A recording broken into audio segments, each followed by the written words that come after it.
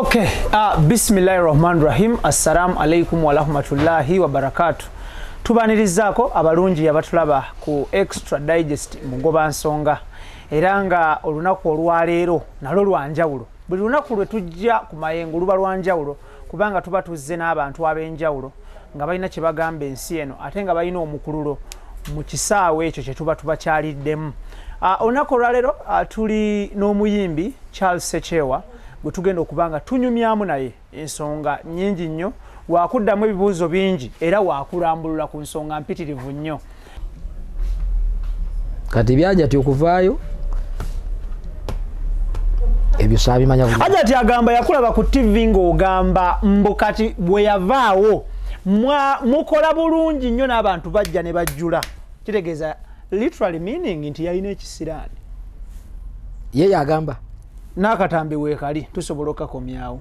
Yakulaba ku TV ng'angamba talina ekisiraani nti bwe yavaawo mufuna n'abantu nti okuvaawo kwe bwe kuti ate kwayambusa ekibiina ne kidda mu bbanga awo takirabanga. Si kye twagamba. Naye Ajati yatuuka n'abanga takyayagala kukola. Okakasa. Mu bigambo by'ogambye nti Ajati mukyala mukozi nnyo tayosa. Yatuuka na mu cream n'abanga takyayagala kukola.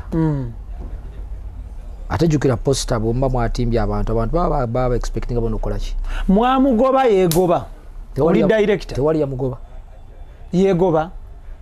Ekyo nakyo sikimanyi. Kubanga bwe febwe tukuteeka ku posta tetulina kujjawo okubuuza oba onaakola. Nga situnaba kutimba tuwa tubuuza wooli nti wendi tugenda kutimba ennaku 14 naazisobola nti ye nga bakuwezizo nga buli muntu afuna portion eyiye ng'ofuna banakutimbira ate ye nga tajja. Bw'atuuka nga takyajja watekingako initiative omuwuliza gwe nga director in the capacity of a director. Saamuwulizaako nze. Lwaki? Kampani kyetanoonya ku mukozi waayo.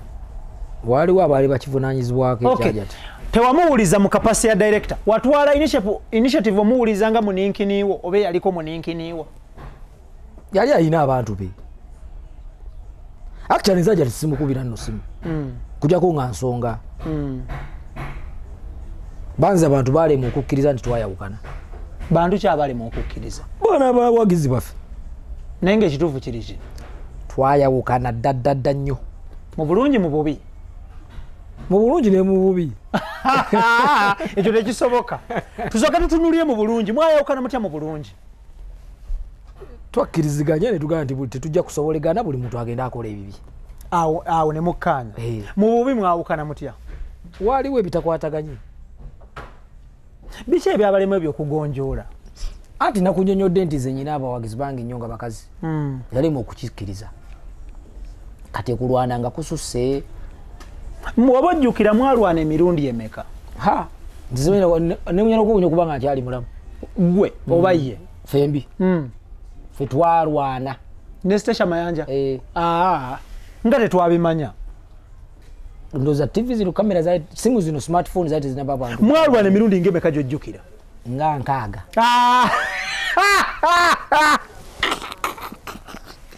Naawe twalwana nga mu basi ne tulwana iwaka ne tulwana mu kkubo ne tulwa man twalwana emirundi 6 gy'osobola okujjukirako? Twalwana ate nga gireka gisoba namu.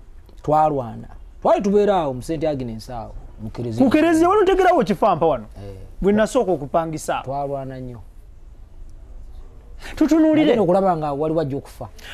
Bw'owe tunuulira omubiri guno okuva ku bigere kuno paka ku mutwe. Nkovu ki gy'olina gy'omujjuukirirako gye yakutuusaako? Sina nkovu. Ate ye wamutuusaako nkovu ki? Naye era saamutuusaako. Ate okwo kwali kulwana? Mwekoonangako bwekoonyi bwemuti. Okulwana mukimanyi okulwana? Twalwananga naye nga situkozesa bintu bisi. Naye nga tulwana. Naye natuuka nendaba tufunye amannya bintu tulinga abaana abato. Muli ku muzigo mulwana? Tulwana buli kannaku. Bantu babeera mu kutusaasa kyeyamaani bwajja kansala bwajja nsibanyane. Abawala ne badda ku muzigo ne batotola ekika ky'amasuuka agamwe gaalimu era nga galimu obumuli bwa bbulu. Anti kyesitegeera. Waka wali tokiziba kukyala oba wala.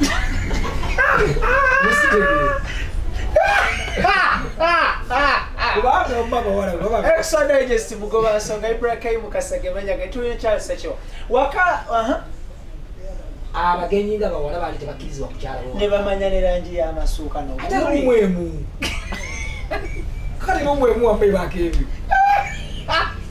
abaana Idris olw'omwemu omuntu aba wano ng'alengeri ati baamuntu ebe nakita na furiji wali na buli gino okira temuli kateni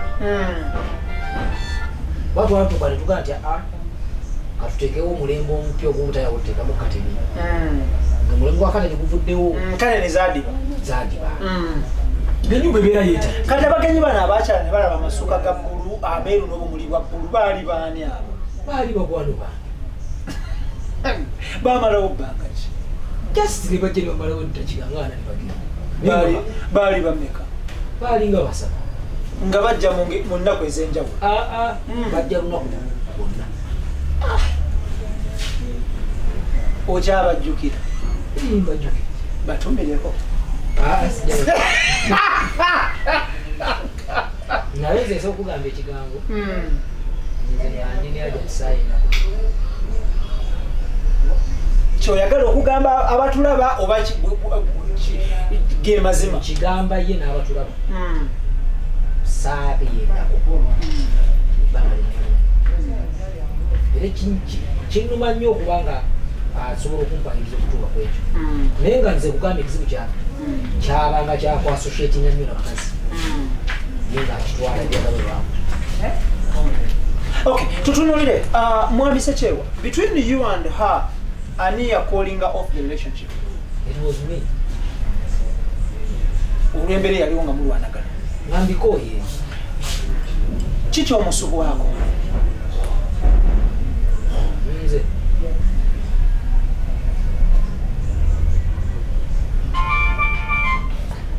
embeera yaliwo bakutandika bali baana bato kama natubulesinga yanofuna amanya netukola combination nga nnungi kati ebintu ebyo musubwako. In terms of man and woman kiki omusubwako? In terms of love relationship kiki omusubwako? tewali kuba tewali love. Those moments sikyabijjukira ebyo okakasa tuli myaka giwezaana ate nga nayimba nena nti ebibimba bikka sikyabijjukira ebyo kakati nakugamba ebibimba bikka nenaffe twali sikyabimanyi tosaga nti oba nzijjukira nti okwenywegera olwenywegera semanywegera oba kiki nti waliwo ekiro ekimu enkuba yatonya yali mpitirivu nnyo embwa tetwaziwulira ezibogo tobijjukira ebyo byonna bozi ngumbuuziza nti bwe mutambuddeko naye ajja tegenda okukola shows ng'ebulaaya ebinza okujjukira nzajja tinaye uganda naye 2008 tewesa emyaka agamba nti wali okudaala nnyo ng'omugamba nti okumwagala oyamba muyambe era omuntu omwagala osobola okuba nga omuyamba Nisk Beauty Experts ne Roast Coffee Academy batuteekamu essente tekiriyo simanyi sinnalaba omuntu osobola okumuyamba n'omwagala so wali omuyamba omwagala wali omuyamba okumwagala lwaki wamuyamba kubanga neyagala so naawe n'omuyamba omwagala nkitegere namuyamba nemwagala agamba nti akageri nti muyina essente ewammwe wakudaalanga nnyo ebyalo bya ssente yalimu okumanya nti naye mukazi wadde fena tulina amanyi omanyi era nze nti abantu ntya kati mwami lutaawe oyo muwekitiibwa mulale banga lyamaze Irene Namatovu kisibu nnyo anti ovaayo ne bakubira enduulu naye n'avaayo navayo ne bamukubira enduulu olusi n'ava ku stage nga bamufuye essene n'esinga ezo musajja ne bamukwana nawe kakazi ne bakwana sinokkiriza naye bakwana okkiriza kiva gyoli kati awo balansingi netandika ogenda Uganda yebamuguza agenda Pusi ogenda London yagenda Sweden kati eka wasigadde wani tewali abaana n'omukozi mukazi ng'alina erinnya tamerika naye nga nawe olina era n'omuntu wa bulijjo awasa artist era mutya ate abeerawo ddi asogenda mu safari n'amala ennaku 3 tutunulire embeera ya kyewuunyisa mwabala mu relationship ne Hajati emyaka emeka ate nayo tegyali yalinanga emyaka 2 abantu bavaayo ebiro ne babigereesa nga balowooza either gwe alina obuzibu oba Hajati yalina obuzibu ebbanga limwamala ne watabeerawo mbeera ya muntu kufuna lubuto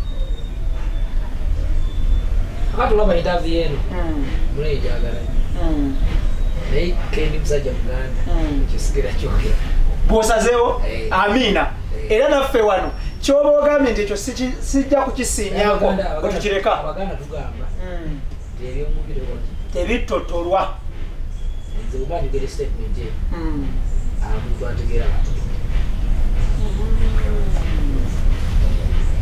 Mwami Ssekyewa eyo nga tuvudde tetujja kubandaalayo waliwo time yatuuka ensonde nekusifu nga ziraga nti watuuka nga time n'omububira mu biseera ng'amuvize on afunye mwami kitaka ng'oleetawo embeera ng'omusindikira n'ababaka tekibangawo wadde olunaku lumu anti record weziri nze kukola naye okwana ne station sigambangako nti mwagala naye yakyogera kitegeeza ki ekyo zisooka olambula omanye oli tekiniko nnyo yakyalako ne ku program ya Farida Nakazibe mwasuze mutya NTV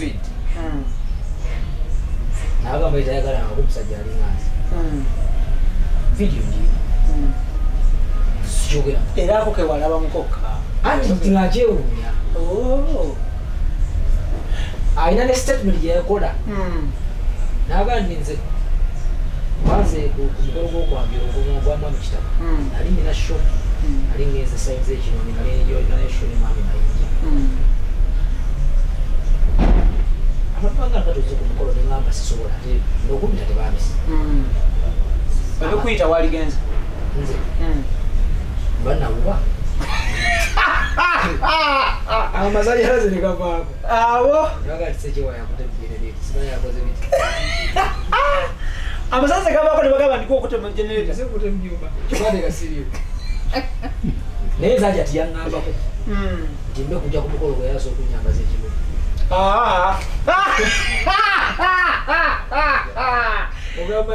nange naleka kitaka wali nayambaza gwe kimuli anti okwagala n'obwetaavu byanjawulo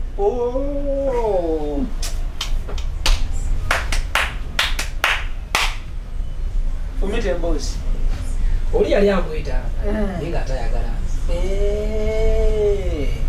era bwe twayogananga mu musajja anasooka okumpa emmotoka jabeera naye era kitaka yasooka omwamula gwe wali olemeredde omufunirema twalina emmotoka ng'etumala ate muli bafumbo mufuluma mu nnyumba emumuyingira wamu tuyi mu kibiina kiki lwaki muba n'emmotoka 2 zaaki ayino so ekitegeeza teeke paasi ya kitaka yali ku mmotoka kasita yafulemo ati byebyo n'omuntu akiramuza bwenkanya naye nze kale nga bw'omanyi ebimukwano twasooka nembeeraawo naye gwe gwayitawo ng'omwaka osalawo I lost it completely. Since then n'okutuusa olwaleero ensi temanyi mukyalawo what went wrong owange ate wansi ogambi owange ono yali ensi emumanyi anti yali muyimbi wenyina si muyimbi naye ng'oli mufumbo kijja kiti empeta okugiteeka okukana ate ng'erina kubeera kuzina eno yasudi ya tingis yaman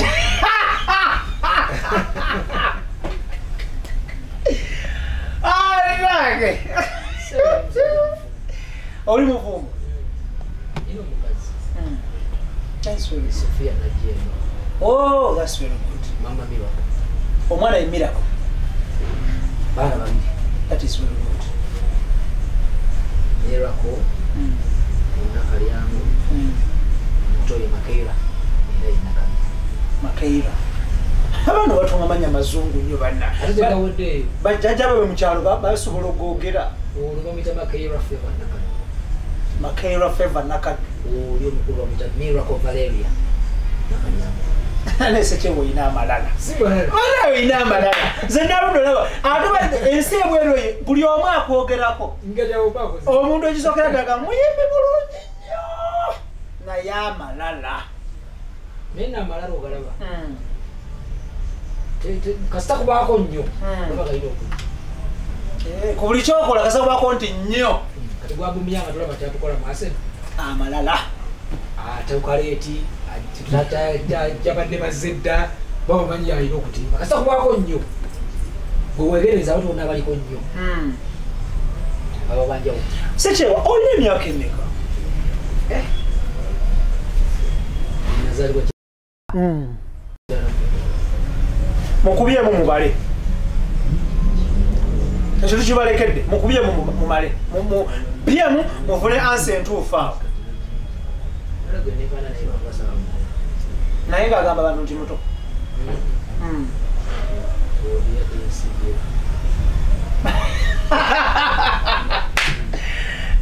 ndage okay kakati nga tuvuddeyo Ssekyewa njagala tutunuulire oyogerwako ng'omuntu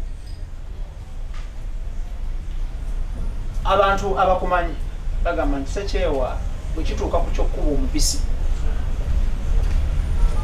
agenda okunyula bw'atyo omutwe ng'amalebe makalu naye ate abakwogerako nti mu kyokkuba omubisi olimmo teri agamba nti otagala n'ogwa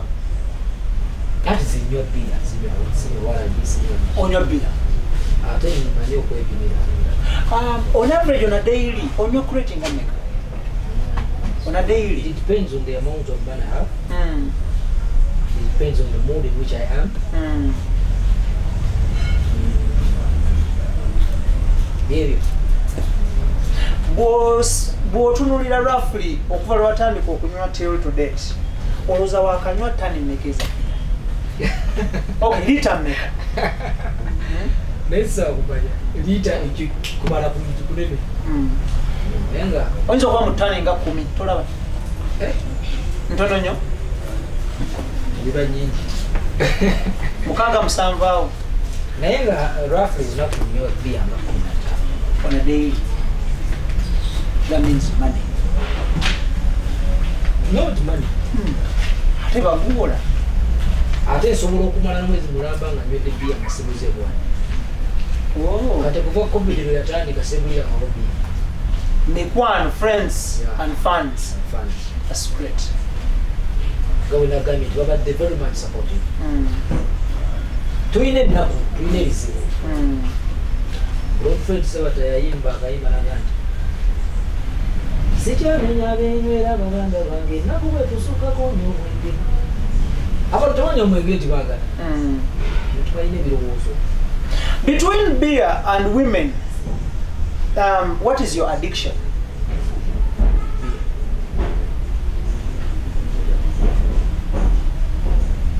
Not women. No, not women. Fall back position here, singa nga music yabaganye. Obanga singa obufunye okuteteganyizwa konna mu music. Fall back position each. Singa bakukirokoza ekyo nenga basically. Farming. That's good.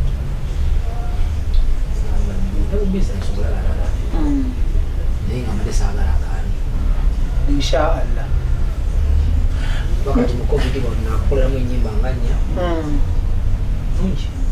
That's good. Any businessman.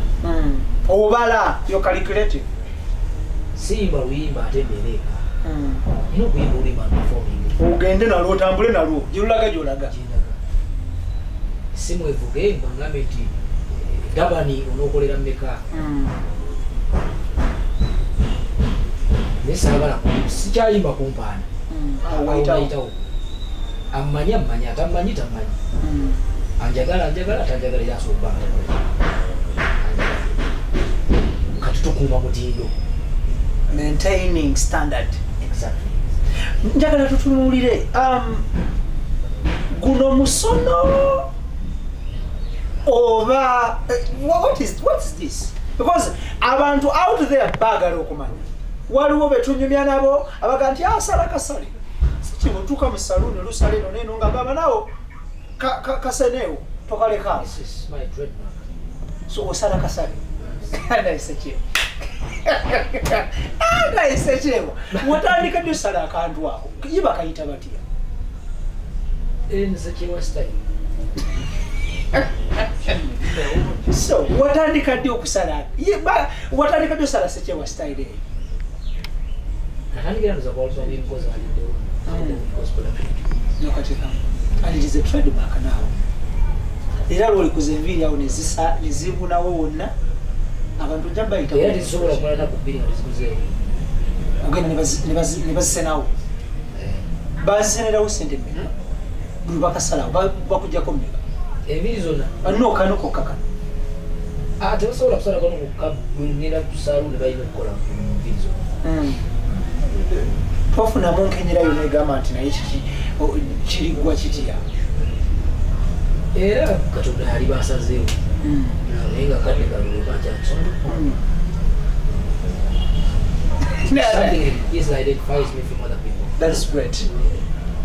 Sagala kugamba bayimbi bangi bayimba n'omukubaga nti Buno ng'alinga Buno naye nze mutuba watamanyi kyenyimba bw'alaba style yange agamba nti Ssekyewa tegere kati waliwo Bobi Wine yabeerawo nga tusoba mawula na Bebe Cool nga bonna barasta Kamilo tusoba mawula na Paraso ate bafaanagana naye kukyusaamu. It is business. Business. That's how business operates. Exactly. You must have a trademark and identity. Njagala kutwala omukisa guno okutumira ku blood wange. Brandon is a musician as well. Musajja wa kabinyo belonging to people power, our power. Brandon, large upon yourself, my brother. Uli musajja wa kabinyo people power. Uli musajja wa kabinyo. Baba kirizo jitupira. People power. Of course, amanyi g'abantu. Tuli bantu. Manyi g'abantu. Tuli bantu. Kunayo tukyabaliwo okutegeera kuba kirabo. Bantu amanyi gaffe abantu. Abantu. Yes. Fenna. Manyi gaffe. Manyi go, manyi gange. Fa abantu. Wekiri. Yes. Okanya nange. So, Mwami Ssekyewa lastly nga tunzi katukuta. Singa embeera negenda paka maaso bwetu y'okusigala nga lockdown omusajja akyagugubya okuta abayimbi kiggwa kitya ozzaako ki ate tutolerwa kitaluta omusajja abayimbi ate alina okutubuulira lwaki tatutaddiyo tetujja kusirika busirisi tubadde bakkakkamu bayimbi tulina effujjo naye nga gye bwali muzadde jajja waffe alina ogwekuba mutima baffe talina kyatuwadde kutugamba okubeera eka tulabirira abaana tuweerera balwala tujjanjaba ffe kenyini tulwala baagabayo kawunga awo covid nga atandika bakola bulungi nnyo ekyo tubeebaza bagabayo n'ebijanjaalo naye kakati saamanya bwalwala atwala bijanjaalo mu ddwaliro abali muzijanjabiro ono banaaba eddwaliro bayinza oba baali bafuna ebijanjaalo byotabawe saamanya wano kuyaka okola otya kwata kawunga n'owowa edduuka yinaakuwamu ekalu oteka kuyaka baba gavumenti erina okula bintu ebyo byonna kukozesebwa kwe tubaddemu okay Ssekyewa tulina okulya ate bwompaya kawunga n'ebijanjalo tebatuwa manda ate nga bitambulira wamu tebatuwa butto kitegeera ate nga tulina okulaba omukulu ku tv sanyalaze galina okubaako ne tv tuzisasula okuwulira byayogera n'okubiraba ebyo byonna tubikoze ku maanyi gaffe si ku ga gavumenti gavumenti erina kyeyatuwadde kyesobola okutuwa kututa tukole tewali kirala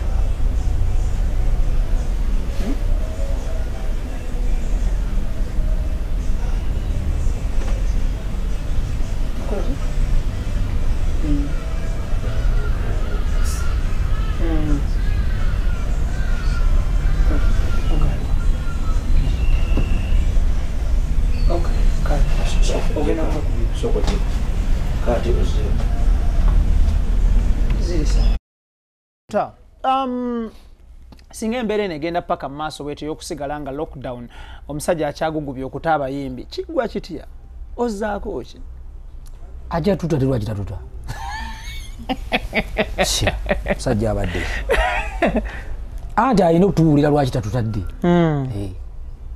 tetujja kusirika busirisi tubadde bakkakkamu bayimbi tulina effujjo naye nga gye bwali muzadde jajja waffe alina okwekuba mutima waffe talina kyatuwadde mukutugamba okubeera eka tulabirira abaana tuweerera balwala tujjanjaba ffe kenyini tulwala baagabayo kawunga awo covid nga atandika bakola bulungi nnyo era ekyo tubeebaza bagabayo n'ebijanjaalo naye kakati saamanya muntu bwalwala atwala bijanjaalo mu ddwaliro abali muzijanjabiro ono baana ab'eddwaliro bakiwa baali bafuna ebijanjaalo byotabawe saamanya wano kuyaka okuluutya okwata kawunga n'owo wedduuka yena akuwamu enkalu oteekako yaka kama gavumenti erina okutula mu bintu byonna kwesesebwa kwe tubaddemu segeera tulina okulya ate bwompaya kawunga n'ebijanjalo tebatuwa manda ate nga bitambulira wamu tebatuwa butto kitegeera ate nga tulina okulaba omukulu ku tv sanyalaze galina okubaako ne tv tuzisasula okuwulira byayogera n'okubiraba ebyo byonna tubikoze ku maanyi gaffe si ku ga gavumenti gavumenti erina kyeyatuwadde ffe kyesobola okutuwa kututa tukole tewali kirala. Okay, tuli ku Extra Digest mugoba nsonga, Byempiseemu Kasage manya gange, tuli ne Charles Ssekyewa. He's a performing artist, he's a father, he's a businessman and an entrepreneur and a farmer as well. Tutunulira obulamu bwe, mpereza ye mu kisaawe ky'ebyamasanyu oba okusomesa oba okusanyusa abantu n'ebigwa mu kowere. Chemanyi nti he has answered all your questions at the end of the day ova onotegera lwaki tuleeta abantu bano. It is because tubaleeta beeyogerere from the horse's mouth okusinga okulaba ebintu ku social media eyo bibabawandiise nga tobiwulidde kuva mu kamwa kaabwe. So beeyogerera n'obeera nga otegedde ki ddala ekituufu okuva mu kamwa ke. Yensonga lwaki tubakyaza. Mwami Ssekyewa lasili nga tuwunzika. Akatalekeka mukyala Hajjat Farida Station Mayanja yagamba nti ebiseera bingi nnyo wamugamba nga nti gwe muwenda mutebiwe. Kyategeezanga ki? Anti wayogeranga ebintu bingi. Naye kati twabanga lye nakimugambira lisinjukira. Di kyava ku ki naye aba alina okunzijukizaamu. Naye nga kyemmanyi nti ku ttaffaali ly'okubanga w'amaanyi kwendi. Ebitundu nga bimeka ku buli 10? Nga 7. Nsanvu nnene olwo ye. Anti ekisinga okuba ekizibu mu music is to break through. Ekyo kikulu nnyo. omuyimbi asooka okuyimba ennyimba 50 ng'abantu tebategeddeko na lumu naye luno lwe twatandika nalwo lwali lw'amaanyi kasamba luggi wabanswaliza teyatunula mabega nakati lw'amaanyi era mu nnyimba zo muzize mu nnyimba ze nange lwaluyimba babiri ate lulwe lwani oluyimba lwaffe nze naye wala oluwuliddeko nga sirimu bw'aba alina version nga sirimu awo luba lulwe ate nange era sigamye nti lwange ne lwaffe babiri. Besides lockdown, still you've been rare. Ng'omuyimbi obadde rare ng'olabika just mu bivulu byokka. Even ne bino bye tuyita nti oba mu jaamu oba watolabika, but tugenda ogira bwe tukulaba ku stage ate olumala okuyimba era toddamu kulabika n'obula. Olumala okusanyusa abantu endulune n'oyitaawo mpola mpola n'ogenda. Njagala tutunuulire embeera eno ya lockdown wala kuba accessinga ng'abayimbi temulabika ekuyisiza etya? Kisobola kugaa nti mpisiza bulungi kubanga okumala omwaka mulamba nga tokola si kintu kyangu era teri muyimbi kale kangambe teri artist kuba ata comprising abantu bangi asobola kugamba nti abadde bulungi abantu babonyebonye abantu bafuuse ba beggars waliwo abantu botajjala kuddamu kulaba okakasa kutidera okutya abantu baliyo bali mu kuba manda abantu bali mu kuba mataffaali bafuna ekyokulya embeera yatabuka ate n'okwadjustinga business nakyo si kyangu muntu agamba kakati okuyimba nga bwekutaliiwo lwaki toweereza ku mmere n'omugamba emmere nga baabantu banaagirya nkitegeera omuntu okulaba nga Ssekyewa mutwalidde emmere ayinza n'obutakusasula ng'oli mu wuteri nga gosavinga emmere agamba abumba wagidde ebbanga emmere kandi eyabwerere okulya gagamzeyo olina kyongamba ntya kale mulimu ate n'emirimu era emirala ogitandika era weetagisaawo ssente kitegeera naye ng'embeera si nyangu. Tutunulire Charles Ssekyewa ng'omuzadde ng'omuyimbi ng'omwami obadde osurviving otya? Osurviving otya? How have you survived? Nze kisooka nina abawagizi bambeereddewo famire gyenvaamu simbi nnyo abantu bagikungiriza tojja biraba mu maaso awo naye badde supportive nange ng'omuntu waliwo bwe nalina tegekategeka obutonotono naye nga tebusobola kuyingiza nga music kubanga nize ni musajja mulunzi byenunda kawadde temubyagala naddala mu IBRAH oli ku scale ki? sinene nnyo naye nninga munga nga 9 obusolo nga 9 oli w'amaanyi banga babifuna kiralu mpulira abantu banyumyanyuma eyo gye tuyitira business nungi naye nga music yasinga ba music osobola okufuluma ewaka n'ogenda n'odda ne miliyoni zo 2 in one day bw'okikola n'enkeera n'oluddako ka weekend ne kagwa ng'ofunye obumiliyoni nga 5 ba 6 kitegeera ate nga tobonyebonye nnyo ate ng'onyumirwa nga ne b'okolera banyumirwa abo banyumirwa so music abadde profitable that is abantu baba bakwagala so embeera gye mbaddewo.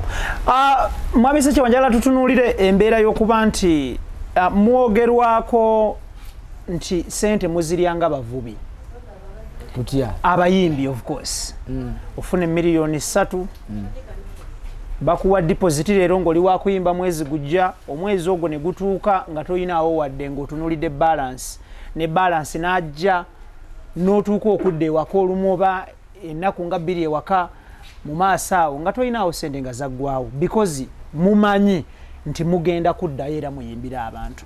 Embeera eno ya lockdown ogizeemu kiggwe ng'omuyimbi because sente zammwe tezibeerawo nnyawo nti zakukakaluka n'okuyitiridde oluyimba lwe wayimba emyaka 5 emabega lusobola okukola emyaka emirala 10 mu maaso bwekiri So oyizeemu kigwe ng'omuntu single handedly. Kyenjizeemu era tekiyamba.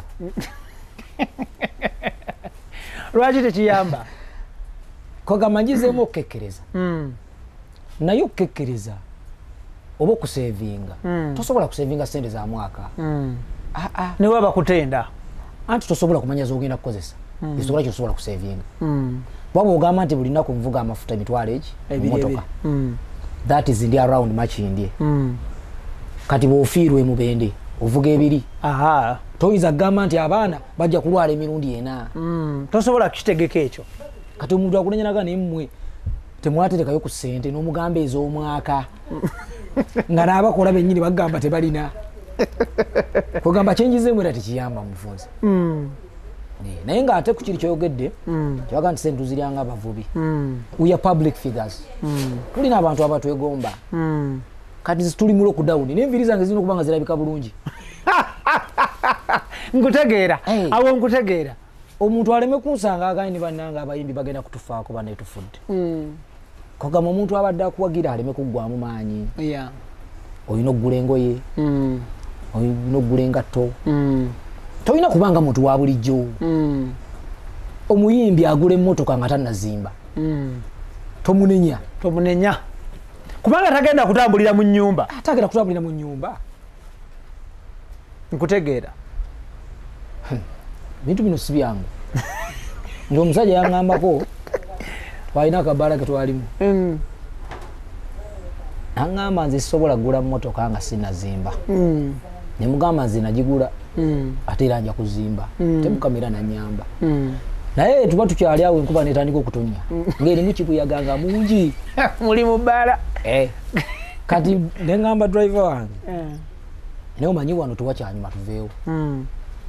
Omusajja n'aŋŋamba ate mundeka. Ne mugamba gwe kubira ennyumba ye kutwale. Fe abalina emmoloka. So ate mmoloka muyimbye muyamba nnyo. Kuba bw'otandika okupangisa mmotoka oba tojja kusigaza wadde ssente. Mmotoka bagipangisa emitwalo 10 olunaku. Ne bwe bayiye ate zino zaali gipangisa ozisigaza. Ne zikola ebirala. Kituufu. Mwami Ssekyewa, tutunuulire abayimbi bangi beekubiridde enduulu nga bayita mu bantu ab'enjawulo, bangi bakoze ebibiina okusinkana omukulembeze w'eggwanga Mwami Museveni, bangi bagenze ewa General Salim Saleh Gulu ne Kapeeka, bangi bakoze ebibiina n'ensako batugamba nti ssente z'abayimbi zifuluma. Gwe ensako yo ng'omuyimbi wagifunira wa era wafuna mutemwa ki? Sinafuna. Naye it is either way. Okufuna oba obutafuna. Tuya gavumenti obimanyi si byangu. And abantu abali obubyo bangi. Kati abantu eggulu wali abantu ndoze emitwalo nga 6.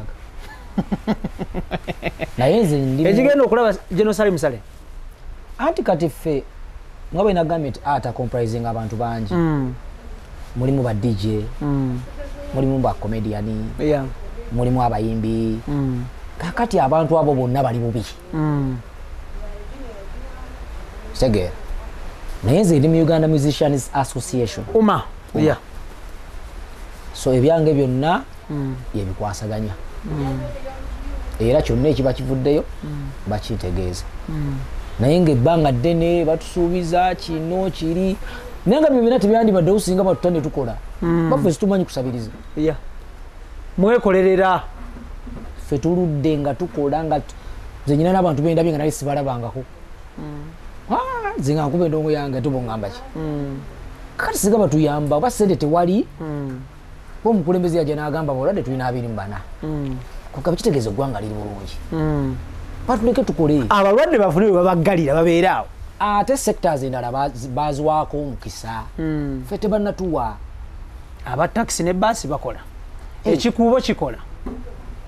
Osobola okugenda mu kikuubo n'olaba abantu nga balinga emitwalo 3 nga buli muntu ali ku munne. Simanyi oba gavumenti twaginyiiza.